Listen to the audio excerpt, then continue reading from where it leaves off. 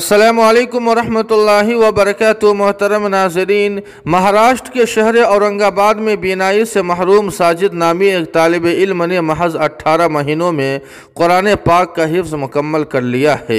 آپ کو بتلا دیں کہ ساجد بینائی سے محروم ہے، لیکن آج اس نے حافظ قرآن بننے کا شرف حاصل کر لیا ہے۔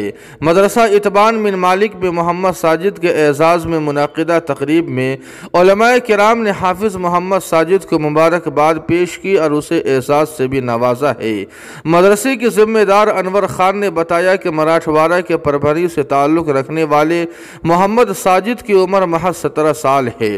انہوں نے نابینا ہونے کے باوجود قرآن پاک کو حفظ کر لیا ہے، جو کہ اورنگ آباد کے لیے بہت ہی فخر کی بات ہے۔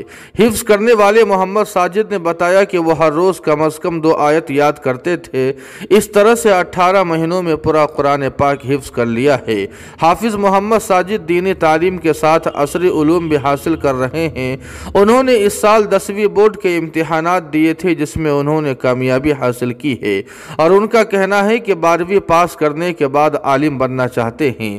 مدرسے کے ذمہ داروں کا کہنا ہے کہ ہم ان نابینا بچوں کو کبھی یہ محسوس ہونے نہیں دیتے کہ یہ نابینا ہے، ساتھ ہی انہیں سکھایا جا رہا ہے کہ کسی کے محتاج نہ بنے، اس لیے انہیں دینی اور عصری دونوں تعلیم دی جا رہی ہے۔